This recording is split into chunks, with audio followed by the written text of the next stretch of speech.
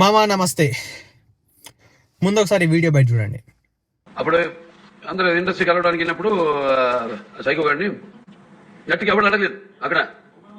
అది మేము సో ఈ వీడియో గురించి నేను మాట్లాడాలనుకున్న పాయింట్ ఏంటిదనంటే, లాస్ట్ ఇయర్ వరకు ఏదైతే కంప్లైంట్ చేసిల్లో అవతల వైపు ఉన్న గవర్నమెంట్ మీద, ఇప్పుడు కూడా అదే కనబడుతుందేమో అనిపిస్తుంది. ఎందుకంటే ఏ పాయింట్ మీద మాట్లాడుతున్నావు నువ్వు ఈ మాట అని అంటే, ఫస్ట్ పాయింట్, బాలకృష్ణ గారు is a senior most politician. ఆయన ఇన్నిసార్లు అక్కడ హిందూపూర్ నియోజకవర్గంలో గెలిచిన ఒక సీనియర్ మోస్ట్ పాలిటీషియన్ అయ్యుండి, కోర్స్ మీకు అవతల వ్యక్తి మీద ఎంత కోపమైన ద్వేషమైనా ఉండనివ్వండి, కానీ మీరు అసెంబ్లీలో మాట్లాడాల్సిన పద్ధతి అయితే అది కాదు.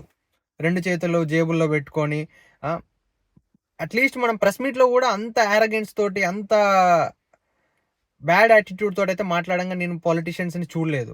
అట్లా మాట్లాడడం కరెక్ట్ కాదు. ఎందుకంటే you are representing set of community పీపుల్ని, చాలా మందిని రిప్రజెంట్ చేస్తున్నాను నేను గెలిపించిన వాళ్ళని. సో అది మాట్లాడే పద్ధతి కాదు. అట్లా జేబులలో చేతులు పెట్టుకొని ఆ సైకో గాడు, మళ్ళీ ఇది ఒక బాధ. సైకో గాడిని అనుకో, నువ్వు బయట అనుకో, నువ్వు టీవీ షోస్లో అనుకో, సినిమాల్లో అనుకో, ప్రెస్ మీట్లు పెట్టుకొని అనుకో, బట్ అసెంబ్లీలో కాదు. ఎందుకనంటే కోర్స్ వాళ్ళు ఓడిపోయిన పార్టీయే కావచ్చు, కానీ మీరు గుర్తుపెట్టుకోవాల్సింది ఏంటిదనంటే 40% ఓట్ బ్యాంక్ వచ్చింది ఆ పార్టీకి. 40% of the people in Andhra Pradesh జగన్ని నమ్ముతున్నారు, జగన్ కావాలని కోరుకుంటున్నారు. జస్ట్ బికాజ్ అలయన్స్ వల్ల మీ పార్టీ గెలిచిందని అంటే నాకేం కోపం లేదు మీరు గెలిచినందుకు, కానీ చెప్పే విషయం ఏంటి అని అంటే, అవతల వ్యక్తిని మీరు అంతగానో తక్కువ చేసి అసెంబ్లీలో అట్లా మాట్లాడాల్సిన పద్ధతి కాదేమో అని నాకు అనిపించింది. ఎందుకంటే మీకు ఆ రైట్ లేదు బేసిక్గా.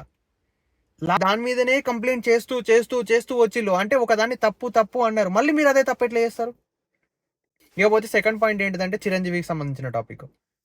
నాకు తెలిసి ఇది ఎప్పటికీ వీళ్ళు ఆన్ స్టేజ్ల మీద పెద్ద పెద్ద అలైబలై చేసుకొని, చిరంజీవి వచ్చేసి ఏం బోయపాటి లేకపోతే గోపిచంద్ మల్లేని, మా ఇద్దరి కాంబినేషన్లో ఇంద్రసేనారెడ్డి, సమరసింహారెడ్డి లాంటి రెడ్డి అని సినిమాల పేర్లు అనౌన్స్ చేసేసి మీరు తీయండి రాయండి అని చెప్పేసి మొత్తం జాన్ జిగిరి దోస్తాన్ అన్నట్టుగా ఉంటారు.